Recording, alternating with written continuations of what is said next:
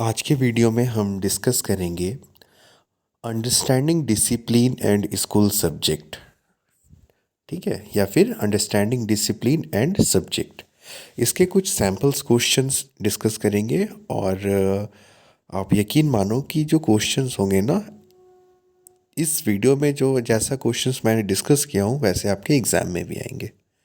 ठीक है, तो चलिए अब हम लोग क्वेश्चंस पढ़ना स्टार्ट करते हैं कि understanding discipline and school subject में कैसे क्वेश्चंस आते हैं। Understanding discipline and school subject, इसमें टोटल 3 यूनिट होते हैं। तो सबसे पहले हम यूनिट 1 को पढ़ेंगे। यूनिट 1 का जो नाम है वो है कॉन्सेप्ट ऑफ डिसिप्लिन। ठीक है, कंसेप्ट ऑफ डिसिप्लिन, इससे रिलेटेड क्वेश्चंस देख लेते हैं। What do you mean bye discipline? Discuss its importance. अनुशासन से आप क्या समझते हैं, इसके महत्व का वर्णन करें। Discuss the principles of good discipline. अच्छे अनुशासन के सिद्धांतों का वर्णन कीजिए। Third question is discuss the nature of discipline. अनुशासन की प्रकृति का वर्णन करें। Fourth question is discuss the objectives और aims of discipline for teacher. ठीक है। Second question, explain the objectives और aims of discipline for learners. ठीक है। तीसरा जो है एक्सप्लेन द ऑब्जेक्टिव्स और aims of discipline for curriculum. ठीक है, तो ये 3 क्वेश्चंस वेरी इंपॉर्टेंट है, एक टीचर के लिए, एक लर्नर के लिए और तीसरा है करिकुलम के लिए। Seventh question is discuss the means of discipline. अनुशासन के साधनों का वर्णन करें। Next question is discuss the causes of indisciplines and suggestions for the gradations of indiscipline। ठीक है, अनुशासनहीनता के कारण तथा अनुशासनहीनता दूर करने के लिए सुझावों का वर्णन करें। ठीक है, समझ में आ गया। Ninth question is what is academic discipline? Trace the history of this concept. शैक्षणिक अनुशासन क्या है, इस अवधारणा के इतिहास का परीक्षण किए करें। Our next question is what do you mean by interdisciplinary learning? Discuss its objectives. अंत अनुशासनिक अधिगम से आप क्या समझते हैं, इसके उद्देश्यों का वर्णन करें। Our next question is explain the objectives of interdisciplinary learning. विद्यार्थी के लिए अनंत अनुशासनिक अधिगम का उद्देश्य का विवेचन कीजिए। विवेचन कीजिए। What is disciplines and interdisciplinary subjects? Explain the difference between disciplines and interdisciplinary subjects. ठीक है, फिर है discuss the concept of disciplinary knowledge in diverse frame of educational field. Next question is what is inclusive of interdisciplinary nature of disciplines in educational system? Discuss the growing scene of interdisciplinary approach of knowledge. Discuss the contribution of John Dewey to education। ठीक है, ये आप unit 1 में पढ़ेंगे John डीवे के बारे में।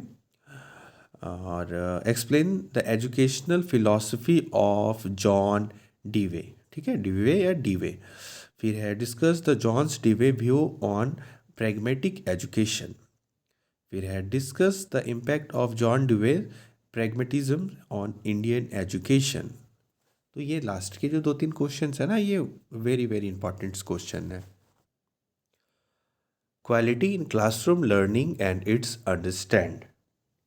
Understanding.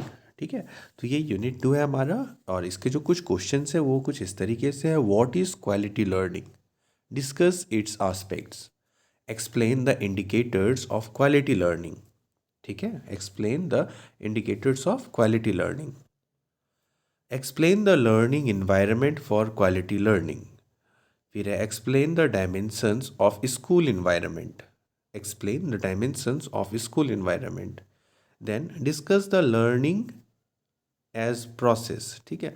एक प्रक्रिया, यहाँ पे एज प्रोसेस होगा, एक प्रक्रिया के रूप में अधिगम का वर्णन करें।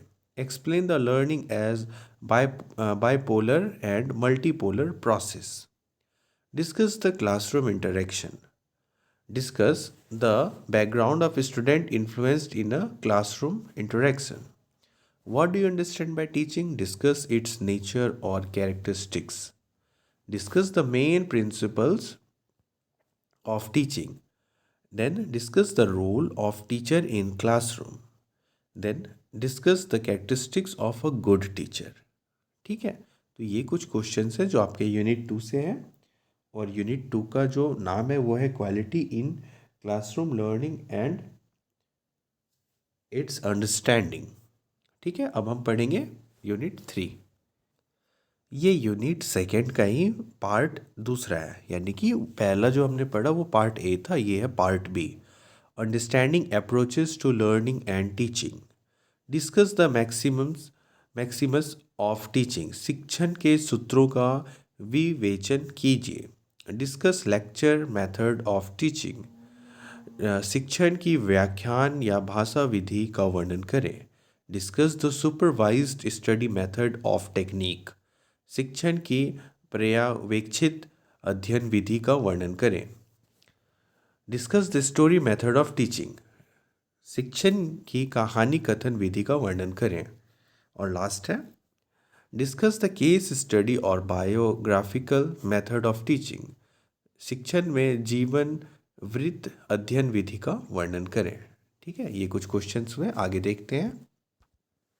जो हमारा आगे का क्वेश्चन है वो है discuss the group discussion method of teaching. ठीक है, फिर है discuss the micro teaching method. Micro, ठीक है, यानी कि सूक्ष्म शिक्षण विधि का वर्णन करें। Then explain the principles, advantages and importance of micro teaching. Then discuss the laboratory method of teaching. Discuss the demonstration method of teaching. Discuss the heuristic method of teaching. Then discuss the problem solving method of teaching. Explain the methods of mathematics teaching. Discuss the project method of teaching. Explain the steps, advantage and disadvantages of project method. Next question. Discuss the cooperative learning. Explain the principles of cooperative learning, role of teacher and school. ठीक है, तो हमारा unit second में इतना question है। Unit second जो था हमारा 2 पार्ट में डिवाइडेड था। और अब हम पढ़ेंगे यूनिट थर्ड। यूनिट थर्ड के क्वेश्चंस को हम लोग एक एक करके अच्छे से देखेंगे। टीचिंग लर्निंग मटेरियल्स, तो इसमें हमारा पहला क्वेश्चन है यूनिट थर्ड का, ये पार्ट ए है। ठीक है, ध्यान रखिएगा। टीचिंग लर्निंग मटेरियल्स यानी कि TLM, इसे शॉर्ट फॉर्म में TLM कहा जाता।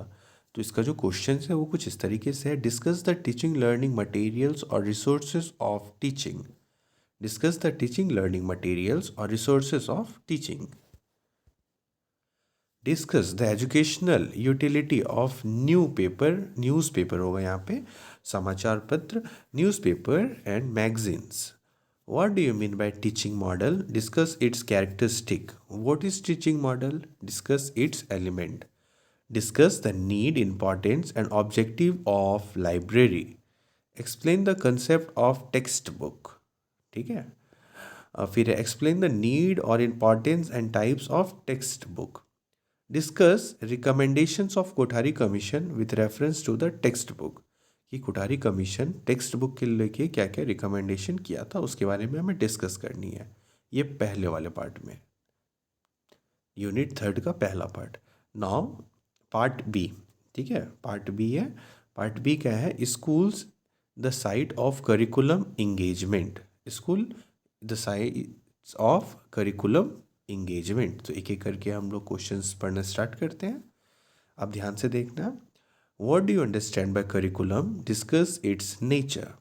ठीक है, explain the need of curriculum, कि करिकुलम को क्यों ज़रूरत पड़ा। फिर है difference between curriculum and syllabus and discuss the importance of curriculum. Next question is discuss the theories of national curriculum framework. ठीक है, जिसे हम लोग शॉर्ट फॉर्म में कहते हैं NCF 2005 2005. Our next question is explain the objectives of NCF 2005 कि क्या इसका उद्देश्य था NCF 2005 का. फिर discuss the problem and solution of NCF 2005. क्या क्या प्रॉब्लम्स आई और उनका सॉल्यूशन क्या होगा ये हमें डिस्कस करने हैं about NCF 2005. Discuss the types of curriculum कि कितने तरह के करिकुलम होते हैं. What is the meaning of curriculum formation? Discuss the principle of curriculum formation. Write down on the hidden curriculum. Write note on the hidden curriculum. कि hidden curriculum क्या होते हैं इसके बारे में हमें लिखनी है. What do you mean by core curriculum? Discuss its characteristics and importance. Next question is explain the educational ideas of Biju भाई भेड़क. ठीक है, भेदक किसे कहते हैं हिंदी में.